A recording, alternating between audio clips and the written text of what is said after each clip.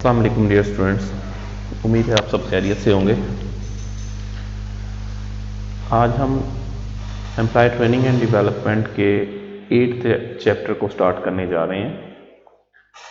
ये 8th chapter हमारा जो प्रॉपर रेफरेंस बुक है उसमें से है। हमारा लेक्चर नंबर मे भी 17 या 18 हो। तो आज हम टेक्नोलॉजी बेस्ड ट्रेनिंग मेथड्स को डिस्कस करने जा रहे हैं। लास्ट लेक्चर में हमने ट्रेडिशनल ट्रेनिंग मेथड्स को डिस्कस किया था, जो हमारा क्लासिकल लर्निंग स्टाइल्स है। उसमें लेक्चर थे, फेस टू फेस था, ऑन जॉब था, सेमिनार, कॉन्फ्रेंसेस, बाकी चीज़ें। उसमें टेक्नोलॉजी का बहुत कम अमल दखल था। चैप्टर 8 में जस्ट हम टेक्नोलॉजी बेस्ड ट्रेनिंग मेथड्स को डिस्कस करेंगे, जो आज 21st सेंचुरी में इफेक्टिव हैं। कोविड की वजह से ये चीज़ें बहुत ज़्यादा पर्टिनेंट, बहुत ज़्यादा रेलिवेंट हो गई हैं। आपकी क्लासेस ऑनलाइन हो रही हैं, पूरी दुनिया में ट्रेनिंग्स ऑनलाइन हो रही हैं, इवन वर्क फ्रॉम होम का कल्चर डिवेलप हो रहा है। तो ये चीज़ें बहुत अहम हैं। टेक्नोलॉजी बेस्ड जो ट्रेनिंग मेथड्स हैं ये अब वक्त की ज़रूरत बन चुके हैं। तो इनको ज़रा हम डिस्कस करते हैं। यहाँ पे हमारे आज के लर्निंग कुछ ऑब्जेक्टिव्स हैं कि हमारा आज का लेक्चर और इससे नेक्स्ट लेक्चर, इन दो लेक्चर्स को पढ़ने और समझने के बाद हम किस काबिल होंगे। हमें स्ट्रेंथ्स और लिमिटेशंस का पता चल जाएगा कि ऑनलाइन ट्रेनिंग में हमारे सामने क्या इश्यूज होते हैं। इसके अलावा डिफरेंट जो हमारे सोशल मीडिया स्ट्रीम्स हैं उसके बारे में हमें पता चल जाएगा कि उनको हम किस तरह ट्रेनिंग के लिए यूज़ कर सकते हैं और बाकी चीज़ें। तो ये ऑब्जेक्टिव्स हैं। सबसे पहले टेक्नोलॉजी की बात करते हैं। इससे पहले कि हम टेक्नोलॉजी बेस्ड ट्रेनिंग मेथड्स की बात करें, पहले ज़रा टेक्नोलॉजी की बात कर रहे हैं कि टेक्नोलॉजी ने किस तरह हमें इन्फ्लुएंस किया है। Greater control over when and where they receiving training. पहली बात तो ये है कि इस चीज़ पे बहुत ज़्यादा कंट्रोल आ गया है कि कौन शख्स कब ट्रेनिंग लेगा। मैं ये वीडियो लेक्चर रिकॉर्ड करके आपको लिंक प्रोवाइड कर देता हूँ। आप दिन और रात के किसी भी वक्त सुकून से इसको सुन सकते हैं, देख सकते हैं, समझ सकते हैं। तो ये भी बेसिकली एक लर्निंग है। Greater access to knowledge and expert systems. Knowledge पे हमारी ग्रिप जो है वो बेहतर हो गई है।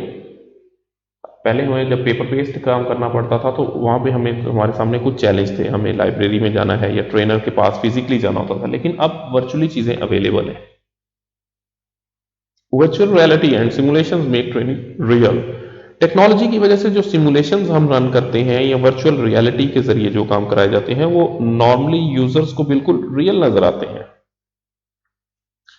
Employees can choose. एम्प्लॉयज के पास अब बहुत ज़्यादा एक डाइवर्सिफिकेशन आ गई, वो अपनी मर्जी से चीज़ों को चूज कर सकते हैं।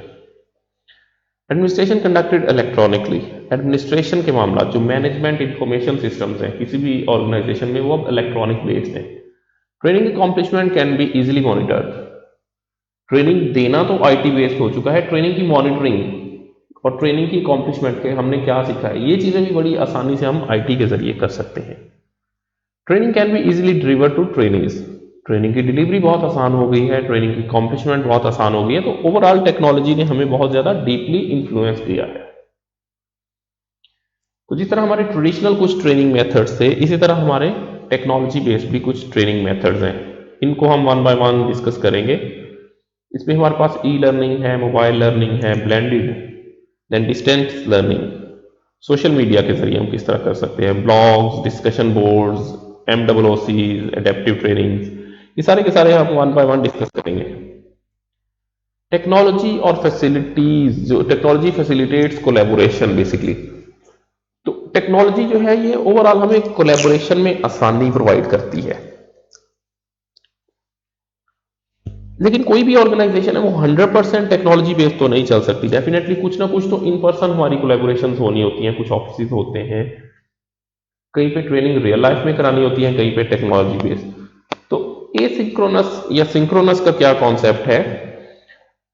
सिंक्रोनस ट्रेनिंग वो होगी जो interacting live and in real time. Synchronous जो हमारी जो नॉर्मल डेली लाइफ में हम लर्निंग करते हैं वो सिंक्रोनस है। और asynchronous non real time interactions. Learners access information and resources when they decide them. Synchronous में ये है, जिस तरह अगर हम गूगल मीट पे क्लास पढ़ा रहे हो या जूम पे पढ़ा रहे हो, मैं भी एग्जैक्टली उसी टाइम अवेलेबल हूँ, आप भी उसी टाइम अवेलेबल हैं। इंटरेक्शन हो सकती है, बाकी चीज़ें हो सकती हैं, उसके कुछ अपने एडवांटेजेस और डिसएडवांटेजेस हैं क्लासरूम के लिए। और एसिंक्रोनस क्या है? इस वक्त जो वीडियो यूट्यूब का वीडियो लेक्चर मैं रिकॉर्ड कर रहा हूं, उसके बाद मैं पोस्ट कर दूंगा। आप उसको अपनी मर्जी के वक्त पर किसी भी वक्त सुन सकते हैं। एक शख्स एक वक्त सुनेगा, दूसरा दूसरे वक्त, तो हो सकता है कुछ लोग उसको ना सुने। तो ये एसिंक्रोनस है बेसिकली, ये रियल टाइम में नहीं हो रही। मैं किसी और वक्त में कुछ चीजें रिकॉर्ड कर रहा हूं और आप किसी और वक्त में सुन रहे हैं।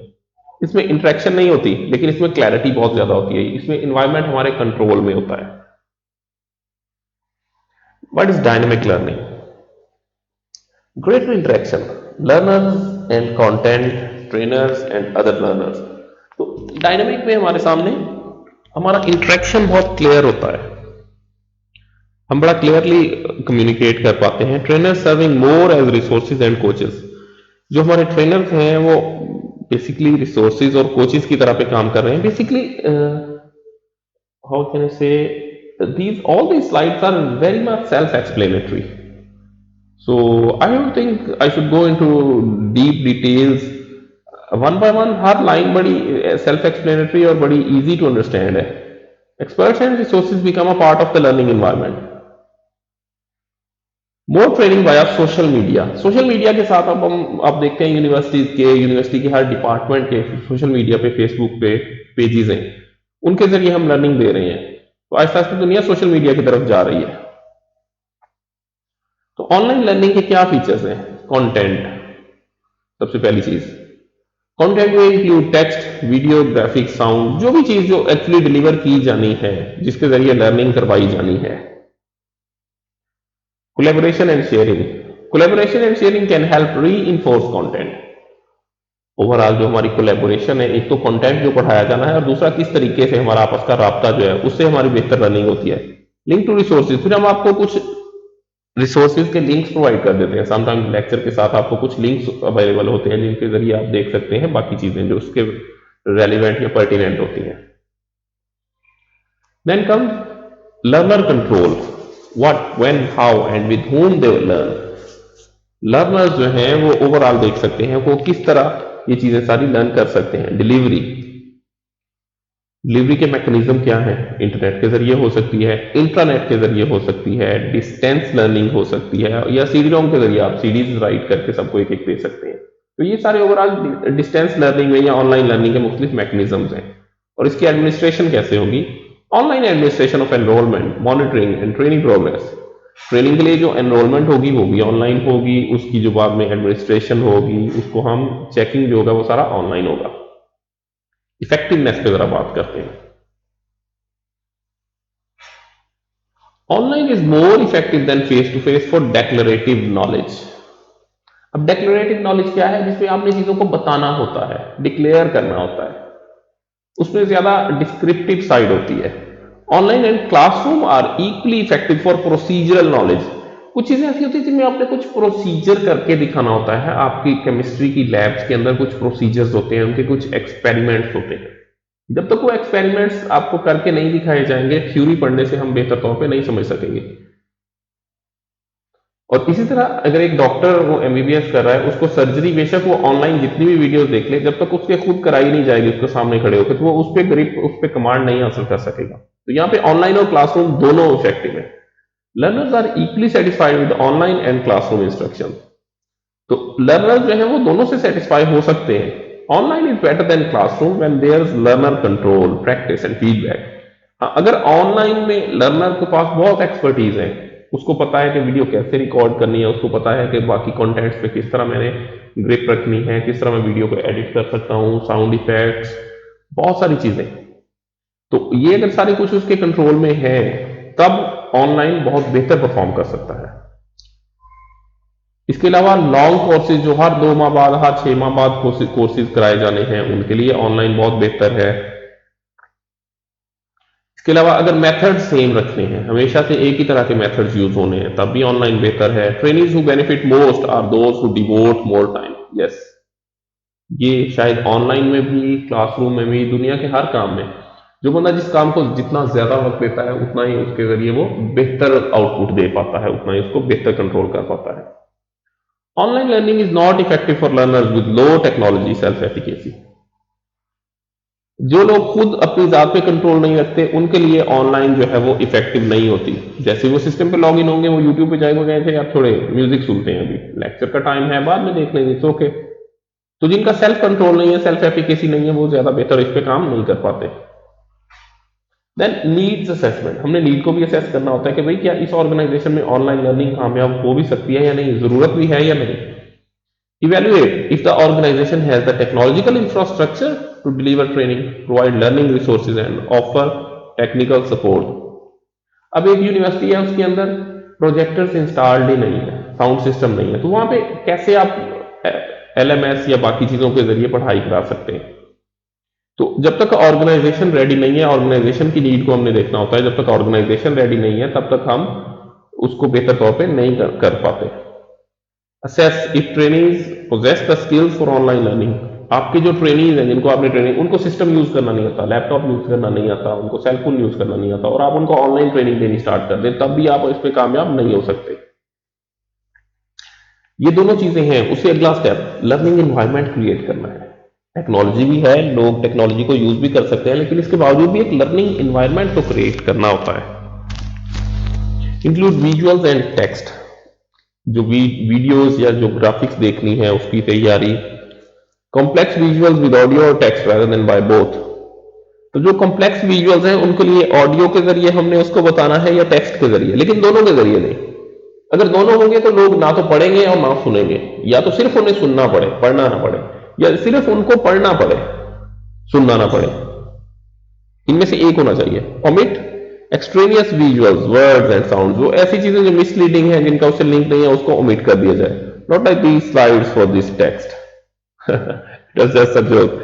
Engage learners through conversational language agents, तो जो लर्नर्स हैं उसको कन्वर्सेशनल लैंग्वेज एजेंट्स होने, मतलब आपकी लैंग्वेज के ग्रिप होनी चाहिए। आप अगर एक एचआर का सब्जेक्ट पढ़ रहे हैं तो आपकी एचआर की टर्मिनोलॉजीज यूज करनी चाहिए, आपको जो टेक्निकल टर्मिनोलॉजी है, आपको उस सब्जेक्ट पे एक्सपर्टीज होनी चाहिए।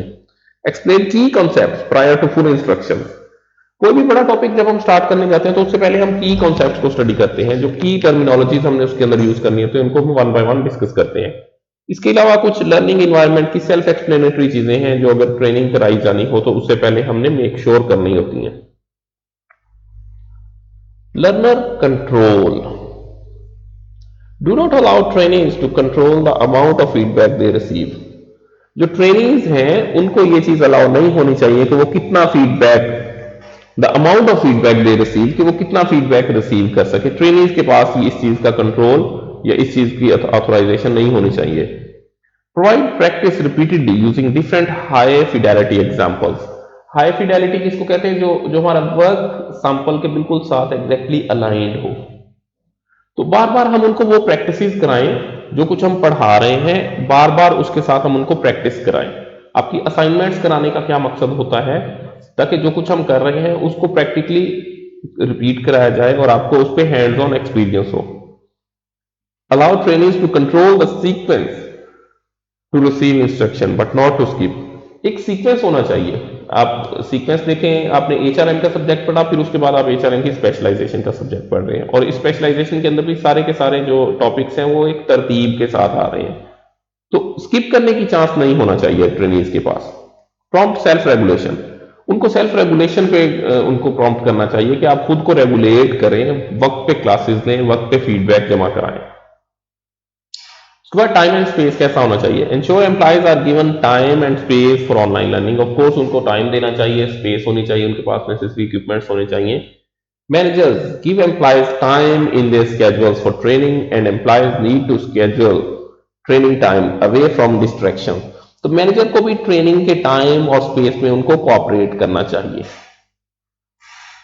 MOOCs, massive open online courses, ये ऐसे कोर्सेज होते हैं जिनकी ऑडियंस बहुत डाइवर्स होती है। ऐसे कोर्सेज जो डिजाइन किए जाते हैं और बहुत सारे लोगों की नीड्स को वो केटर कर सकते हैं। तो हर बार इनको हमें चेंज नहीं करना होता। MOOCs are courses design to enroll large number of learners which are free and accessible to anyone with internet access. Simply ये ऑनलाइन अवेलेबल होते हैं, यूडेमी है, इसके अलावा कोर्स एरा है। वहां पे एमओसीज मतलब massive open online courses available हैं। आप जाएं, अपनी पेस के मुताबिक उनको करें और एंड पे आप अपना सर्टिफिकेट ले लें, और उस सर्टिफिकेट को आप जॉब के लिए भी यूज कर सकते हैं।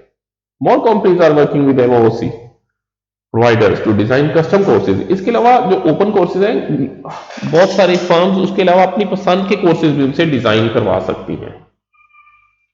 सोशल मीडिया कौन सी फॉर्म हो सकती हैं? एक तो नेटवर्किंग साइट्स है, फेसबुक है, लिंक्डइन है, ट्विटर है। माइक्रो ब्लॉग्स ट्विटर में आता है। उसके अलावा ब्लॉग्स हैं जो लोग लिखते हैं, पढ़ने वाले पढ़ते हैं, उसको वाइकीज है, जिसको हम नॉर्मली विकी कहते हैं। वाइकीज, वाइकीपीडिया है इसकी एक एग्जांपल। और शेयर्ड मीडिया है, जहां पे हम अपनी चीजें शेयर कर सकते हैं। यूट्यूब भी इसमें पार्शली, हम इसमें फेसबुक को भी ऐड कर सकते हैं, वहां पे भी हम अपना मीडिया शेयर कर सकते हैं। तो ये सोशल मीडिया की कुछ एग्जांपल्स हैं। अब यहाँ पे हम बात करते हैं ब्लेंडेड लर्निंग की। लास्ट लेक्चर में हमने ट्रेडिशनल मेथड्स को डिस्कस किया, और इस लेक्चर में हम टेक्नोलॉजी बेस्ड मेथड्स को डिस्कस कर रहे हैं। तो क्या कुछ ऐसा होगा कि जहां पे हम टेक्नोलॉजी बेस्ड मेथड यूज करेंगे वहां पे ट्रेडिशनली कुछ नहीं होगा, और जहां पे ट्रेडिशनली सारा कुछ होगा वहां पे टेक्नोलॉजी यूज नहीं होगी? क्या ऐसा होना चाहिए, जीरो सम गेम हो? आई थिंक नहीं, ब्लेंडेड होना चाहिए। Blended learning combines online learning, face to face instructions and other methods. तो हमारी जो ब्लेंडेड लर्निंग है वो एक मिक्स होना चाहिए ऑनलाइन और ट्रेडिशनल मेथड्स का। Offer the positive features of face to face instruction and technology based delivery while minimizing the negative features of each। अब देखिए, दोनों फीचर्स में, ऑनलाइन में भी कुछ पॉजिटिव और कुछ नेगेटिव चीजें हैं, and so does for traditional methods, उसमें भी कुछ पॉजिटिव और कुछ नेगेटिव चीजें हैं। तो होना यह चाहिए कि हमारा इस तरह ट्रेनिंग प्रोग्राम ब्लेंड हो कि दोनों में से हम पॉजिटिव चीजें उठा लें और नेगेटिव चीजों को स्किप कर दें। तो ओवरऑल इससे हम बेहतर तौर पे लर्न करा सकते हैं।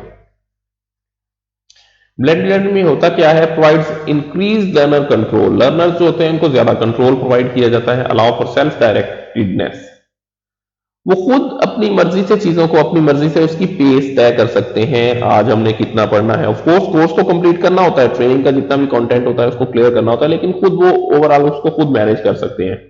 Requires learners to take more responsibility, इससे ओवरऑल लर्नर्स को ज्यादा रिस्पॉन्सिबिलिटी दी जाती है।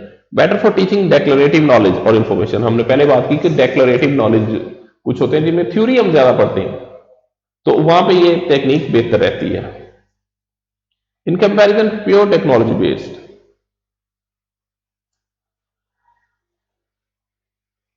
ब्लेंडेड लर्निंग क्या प्रोवाइड करती है? It provides more face to face social interaction. Face to face हमारी ऑफ कोर्स बेहतर इंटरेक्शन होती है। It ensures that instruction is presented in a dedicated learning environment, learning environment बहुत अच्छी हो जिसमें इंस्ट्रक्शंस दी जा रही हो। It provides live feedback which is preferable to feedback received online. Live feedback जो होता है वो बहुत बेहतर होता है एज कम्पेयर टू ऑनलाइन, क्योंकि ऑनलाइन में हम अगर कोई हमें फीडबैक फॉर्म फिल करने के लिए दिया उसको बेहतर तौर पर फिल नहीं करते, जल्दी जल्दी उसको करते हैं, लेकिन जो हमारा लाइव फीडबैक होता है वो कुछ बेहतर होता है। तो here is a food for thought, कुछ सोचने की बात। Interestingly, trainees prefer classroom instructions to blended learning, perhaps because blended courses may be more demanding। Trainees classroom learning को ज्यादा पसंद करते हैं। क्यों? क्योंकि ब्लेंडेड कोर्सेज में बहुत ज्यादा कुछ उनसे डिमांड किया जाता है। जब उनके सामने कंप्यूटर आ जाएगा तो फिर कंप्यूटर पे सिर्फ ये नहीं कहा जाएगा कि वीडियो सुने और हमें बताएं कि वीडियो में क्या था, फिर उनको कहा जाएगा कि इस पे हमें एक एक्सेल की शीट बना के दें, आप प्रेजेंटेशन जरा बना के दिखाएं हमें, आप कुछ ग्राफिक डिजाइनिंग करके दिखाएं जो आपने अभी पढ़ा है। तो वो डिमांडिंग होती है ब्लेंडेड लर्निंग। उसमें आईटी भी होती है, ऑनलाइन भी हमारी चीजें होती हैं, और उसके अलावा हमारा क्लासरूम वर्क भी होता है, तो उसमें ज्यादा डिमांडेड होती है वो। तो लोग मोस्टली ब्लेंड उसके मुकाबले में क्लासरूम लर्निंग को पसंद करते हैं। So with this we are going to conclude our first lecture. In our second lecture, we will continue our discussion on online training methods. Thank you. Allah Hafiz.